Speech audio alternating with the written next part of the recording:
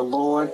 I am so happy to be here today, and I just want you to grab a friend, a neighbor, and say, hey, Dr. Brenda's on. She wants you to watch this program today because it's going to bless you. And I just want to read you something, because a lot of times we have dreams, and a lot of times we get discouraged because people don't believe in our dreams, and they get smart comments. And I want to just read this for you. And Genesis 37:5, it says, and Joseph dreamed a dream, and he told it to his brethren, and they hated him yet the more. See, a lot of people hate you for your dream. I know. People started talking when I was telling them about my dream and what God told me, and they said, oh, well, who do you think you are? You don't have experience. You've never been to music classes or writing classes or nothing like that. But when God gives you a dream, and when God says something, you have to move on the dream. And the next verse, 37:8, he said, and his brethren said to him, shall thou indeed reign over us, or shall thou indeed have dominion over us? And they hated him yet the more for his dreams and for his words. And I had people say who she thinks she is, and it's not going to work. And so God gave me a word. He said, I'm going to put you before great men and women. And I just been in awe behind the lyrics. And God put me in a room with people that I look up to, and people like Stanley Brown and Fred Jerkins and Tammi Gerald Haddon. And they got up and we had a workshop. And when I tell you that workshop was amazing, I learned so much in that time frame on that. And so a lot of times we give up on our dreams. I wrote a song, say, never give up. Don't ever give up on your dreams, no matter what people may say about you, people talk about you. And God has given me such great favor with all four of these great people of God have given me favor. And I'm just, when I sat in the room behind the lyrics, I had to stop my tears because my eyes got full of water, and I was just thinking about the promises that God promised me. And now I'm sitting in this room. I'm sitting in this room with these great men and women of God. So don't ever give up on your dream, and don't let people deter you. We have namesayers, and they always got something to say or negative. Even your loved ones and your friends will say negative things, and, oh, that don't sound good, or why are you doing this here? But you have to listen to what God has given you and be obedient. And I want you all, that class, if you wasn't there, you missed a great teaching. It's so informative, and a lot of people got up. It was an opening in the session where you could get up, ask your questions and things that you wanted to know about music, about singing, about writing. You missed a great informative class. So I want you all we're going to show some clips from this behind the scenes, and behind the scenes was so powerful. Behind the scenes is powerful. You shouldn't have missed it. But I'll tell you what, 2024, don't miss it. I want a packed room. But we had so many people there, and I was glad about the turnout. I want you to come on this journey with me, and I want you to look at behind the lyrics.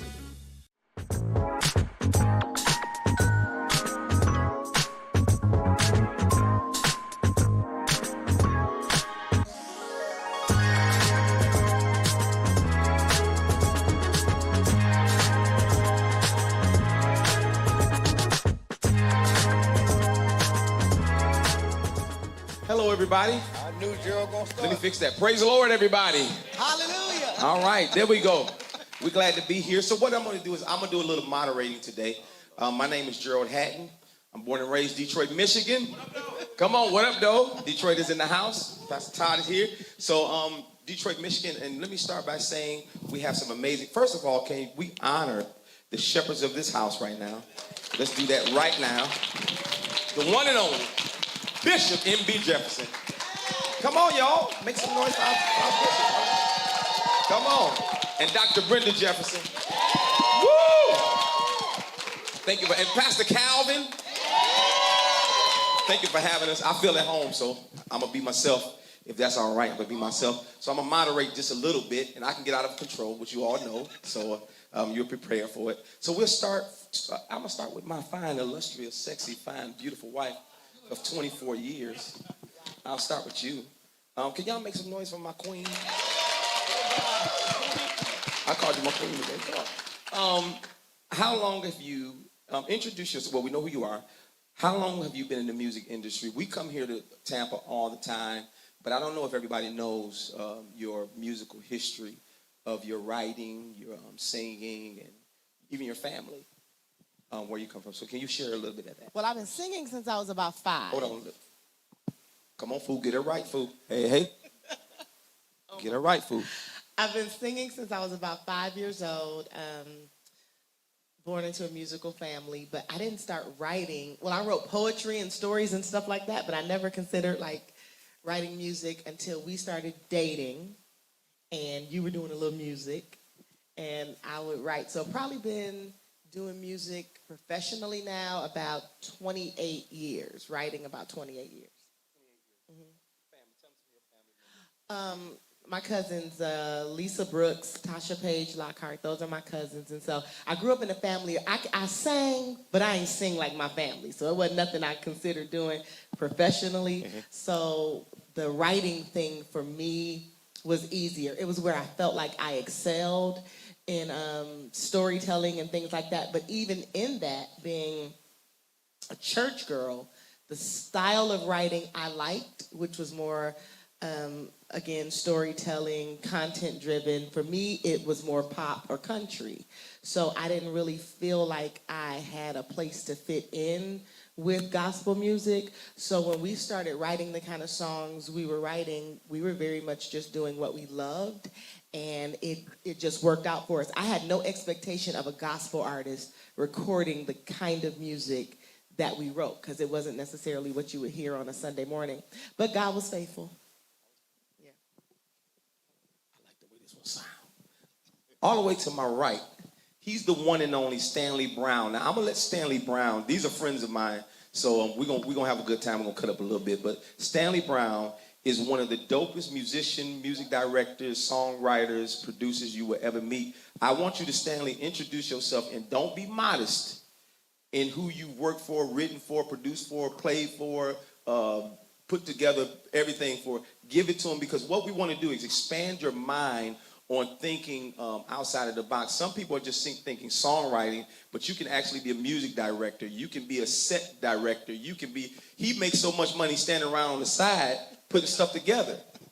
He put things together. He'll put people together and he make money putting people together. So I want him to share some of the things he's done, because some of you might say, well, I don't have the best vocals, or I don't have the best pen, but you may have the best skill of putting people together. Connections, you can make so much money connecting people to people. And he's one of those people too. So go ahead, Sam.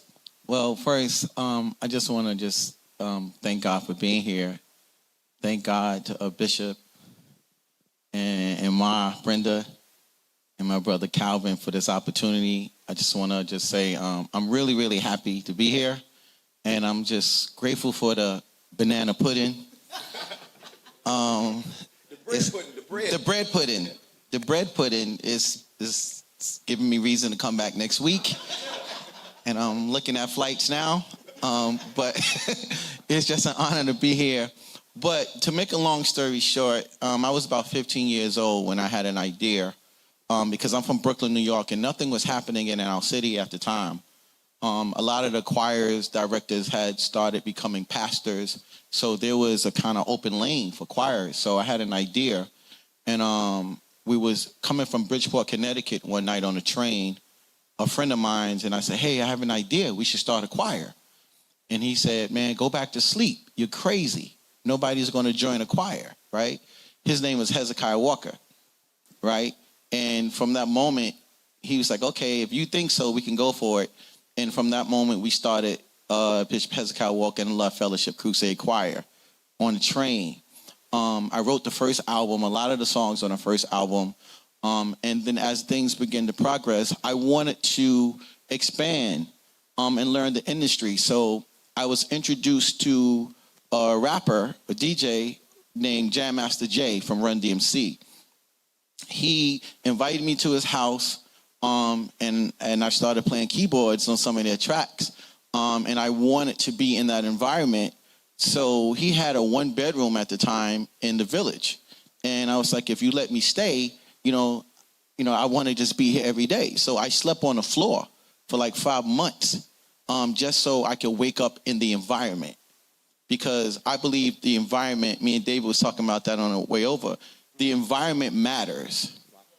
So from that, Gerald, I learned how to become a producer. Then I started playing on a lot of hip-hop records. Chubb Rock, Treat 'Em Right, one of his biggest hip-hop records.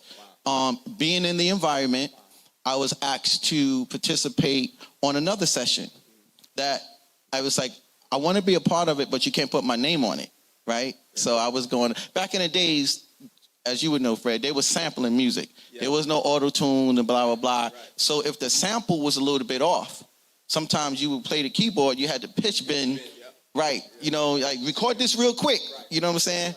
And so I was playing keyboards on a lot of records. This particular record was called I Want to Sex You Up by a group called Color Me Bad, right? Dr. Freeze and Spider-Man produced it, and I was in this session playing the keyboards, but I was a part of an apostolic church. So I was like, well, I don't know if you want to put my name on this record.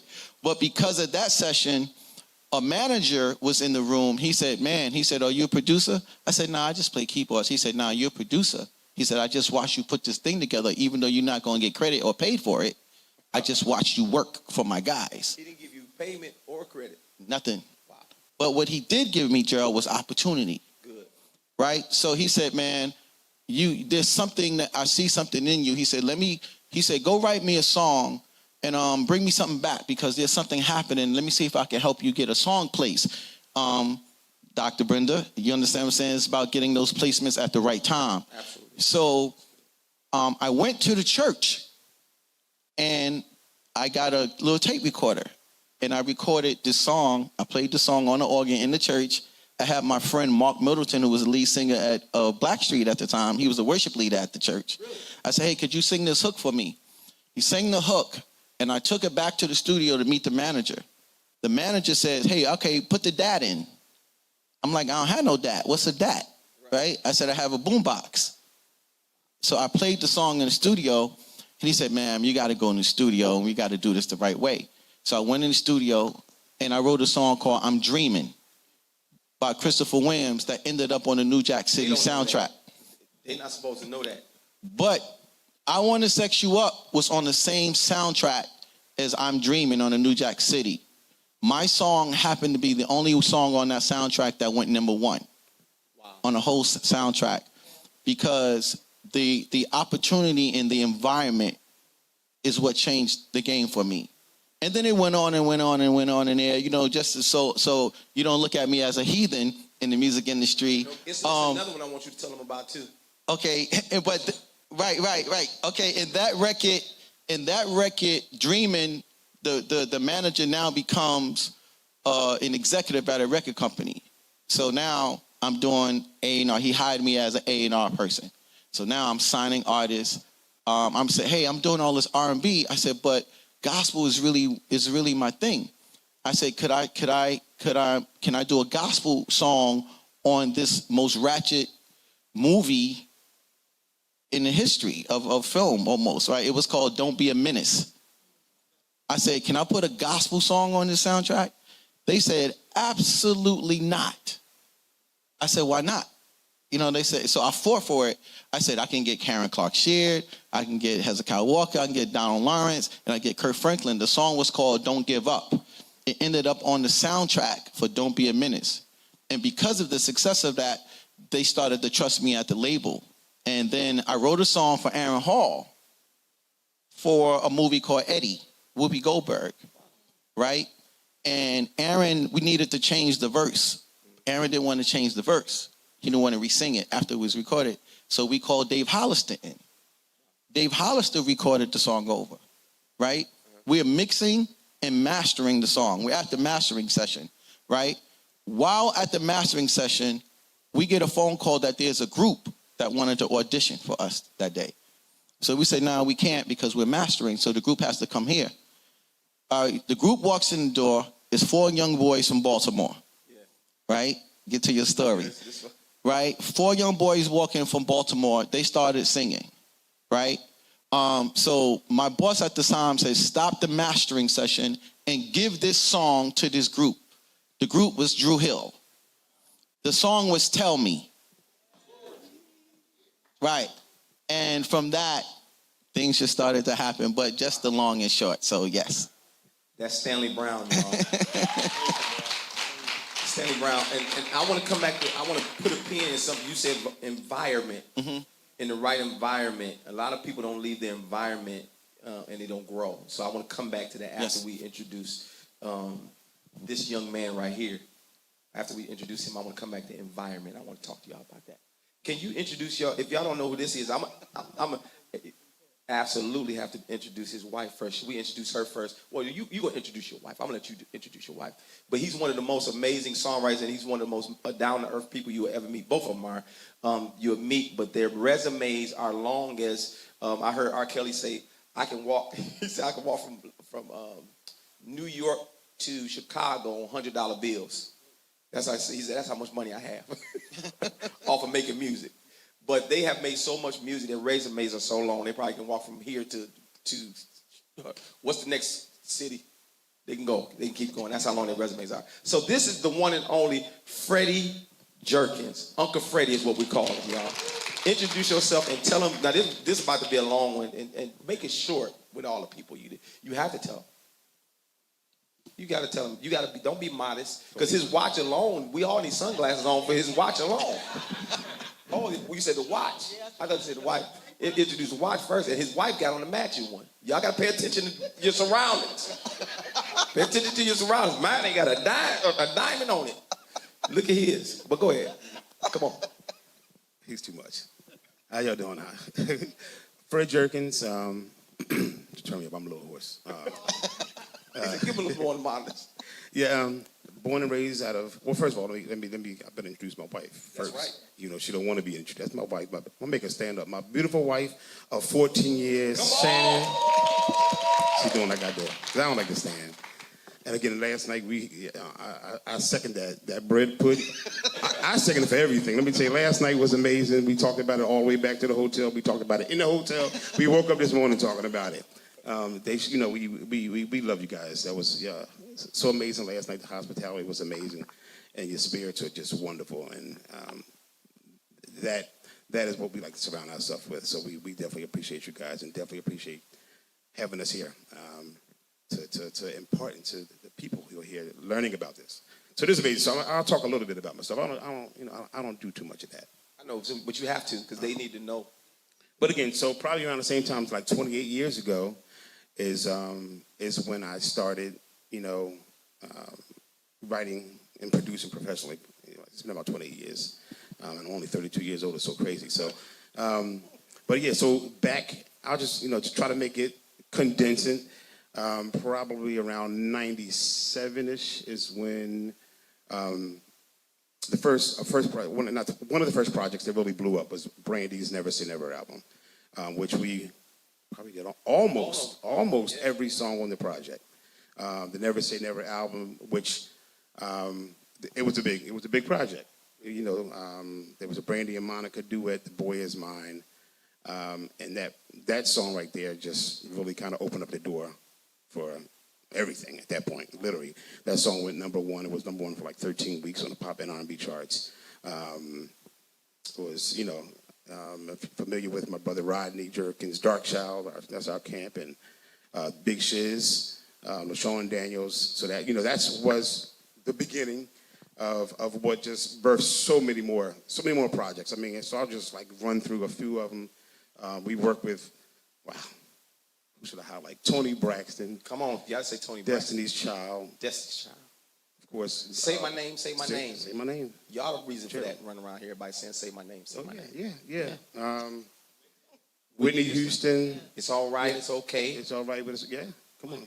Michael Jackson. So Michael Jackson, they're going to the big one. So Michael Jackson, we were locked in for 2 years with Michael Jackson exclusively. So it was a great time to work with the king of pop. So it was Michael. So at this point, you're like working with so many different people before that, but then it's Michael Jackson. So, and Michael's like, okay, you working with me exclusive, you ain't nobody else. So I think we lost like Justin Timberlake during that time because we got the call to work with Justin.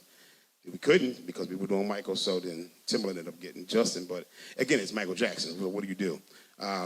But we have, so even with that project, we have so many songs, written songs that are in the can that can still be released in the future. I think on that project, how many songs came out? Like 5, 6? I think like 5 or 6. I don't know. On the Invincible project, that are ours. You know, you lose count. But we recorded a lot of songs. And what was amazing with Michael is the demo process was like recording the album. Like we went, it wasn't like, no, let's do a quick version. Like when Sean would do vocals, he had to record it like a next level record. Not even the way we would record our songs. It had to be, those vocals had to be thick like Michael would do it. And so he went through the whole process. He went through the mixing and mastering. He wanted to hear it finished. And so we did this for 2 years. You Rock My World was the first single off that project. Then they had an album that come out called Escape, which was one of our songs as well. That was the title cut for his album, you know, After Death. And somebody just released one of our songs. So I don't know if you saw that, but they just released one of our songs. We're trying to figure out how they got it, you know, but on YouTube.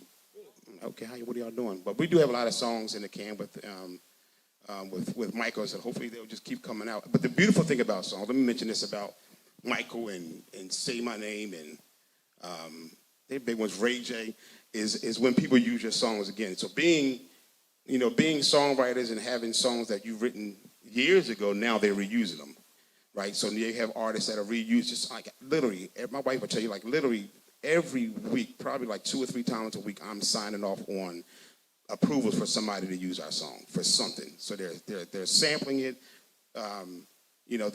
They might be just doing their version of it or whatever. But so these songs just generate over and over and over again. So there's a new artist, not more new to America, Burna Boy. Burna Boy. So Burna Boy used "He Wasn't Man Enough for Me" for Toni Braxton as his first single for this project. The second single came out and used "Sitting on Top of the World" by Brandy. So like, what that does, that's just generating new income. Wow, 20 Introducing you to a whole new. Yeah. A whole new different art. So again, with our songs, and then you're credited as a writer. They're using your stuff, so you're a writer on their project. So, for example, Drake, some guy named A Boogie with the Hoodie. So I'm still trying to figure that one out. But I didn't hear him until I saw him on my statement. I'm like, okay, that's somebody. But it's a beautiful thing because your songs just keep generating and generating. So I'm looking, keep on. I'm curious what's going to happen in 20 or 30 years from now. Wow. But it's a beautiful thing. So, but God has blessed me. So, I just named a few of those artists, and then again, gospel. I've worked with Kirk Franklin, Donnie McClurkin, Trinity 5-7, Virtue, Mary. Not as much he has. And then I released my own project. In 2018, I released a compilation album that I went to certain friends of mine and asked them would they be a part of this project, and even a couple of newcomers, and put them on the project as well. And wow, on that project, I've released 6 singles. What about them? Just you don't talk on mic too often. Bishop, gotta teach me. Yeah, so 6 songs I've released from that project, and I think there's 3 or 4 #1 records that we've at radio from that project, which God has been amazing to be able to release 6 songs. We're about to release the next one soon.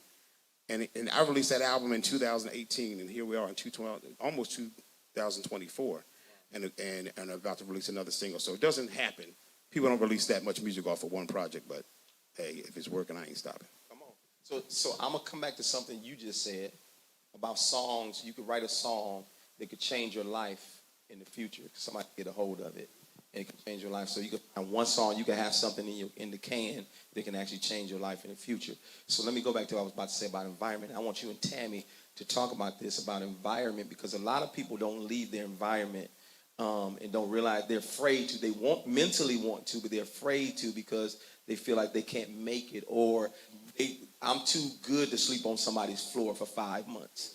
And we kind of did the same thing. We a group called Escape. Tasha's the lead singer from Escape. We stayed at their house for 6 months when we were trying to move to Atlanta. We moved into their house for six, 7 months. Basically, they feeding us and everything for 6 when we first got married, didn't it? And we did that. So people have to. Environment is something. So talk to us about environment. But how important that is. Before we talk about environment, right? We have to understand who we have on this panel. Gerald Haddon, right? I want to talk about. You need to know his credits and his contribution to the industry, both on the secular and on the gospel side, because we're not going to let him skate through this. And because there's a lot of information, and I know this is probably going to end up viral, somewhere on the internet, and I think the world needs to know, because your story isn't told enough. So. Okay, well, fix me. Yes. Wait, it's not about me, it's about Jesus. Well, you had something to do with that song. I wrote a song about it a long time ago. It's not about us, it's about Jesus. Well, I'm saying, as Tammi told you, 20-something years ago, we started writing together, and we decided to do that. We were dating, and one of the things was I saw something in Tammi that she didn't see in herself. Growing up in my dad's church, a musician, and I knew music was something that we were going to do. I'm the organ player. Dietrich is the worship leader. My sister sing. My brother played the drums. So we did that, and I think playing was the first thing I wanted to do. I just wanted to play. That's all I wanted to do. So that's the first thing I started doing. Right out of high school, I met Tammi in high school, and when I met Tammi in high school, it was a long, long time ago. Okay, it was a long, long time ago when we met in high school. And coming to find out, she was Lisa Page Brooks' cousin, which is a group called Witness. I was a big fan of Commission.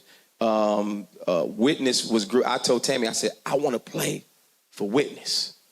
I said, I want to play for Witness. And we weren't even dating at the time. And her cousin, Ollie, who's Lisa's brother, and I thought her and Ollie were boyfriend and girlfriend, but come to find out they were cousins. So I asked Ollie to introduce me to Tammi. I meet Tammi. She ended up introducing me to Lisa and them. So I ended up playing for Witness.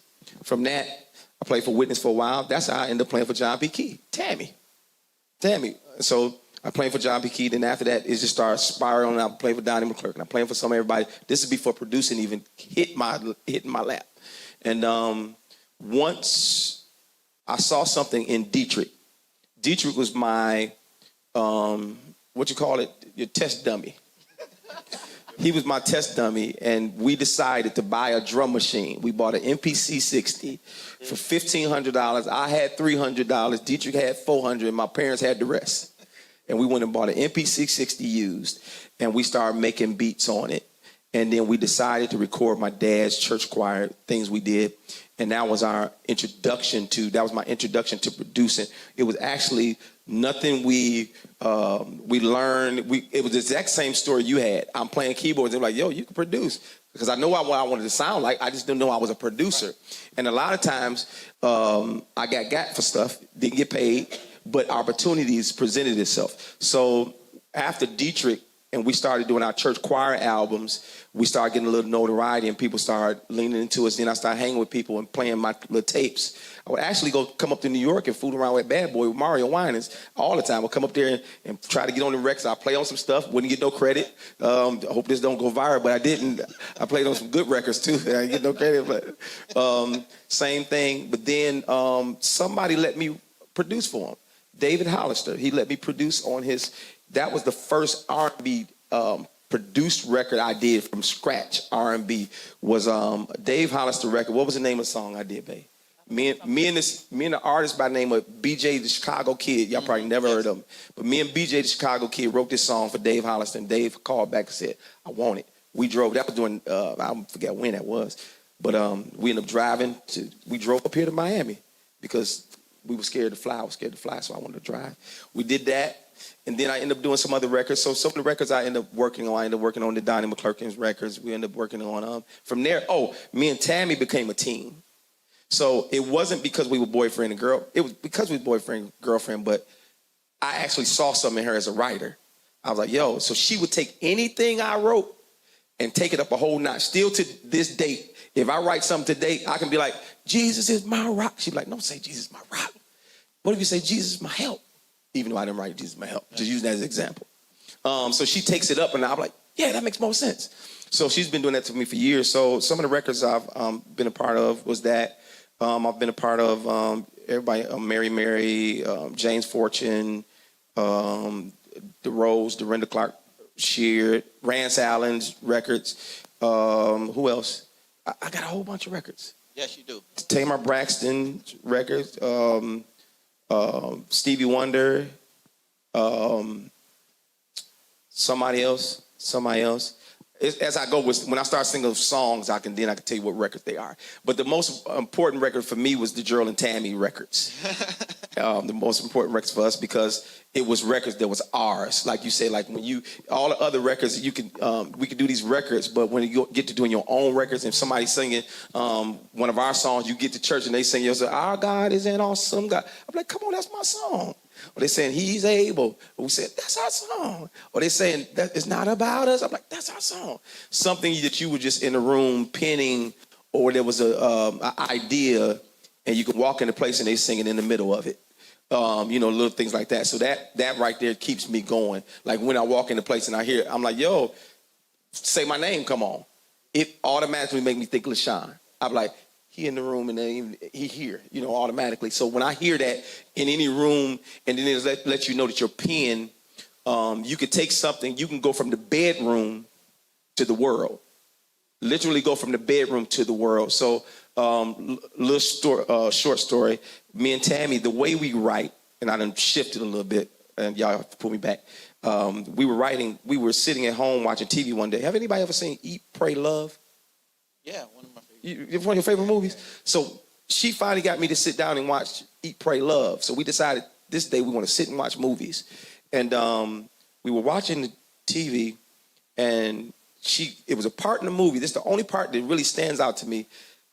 She was going after this, and they said, well, you need to go pray. She said, I ain't never prayed before.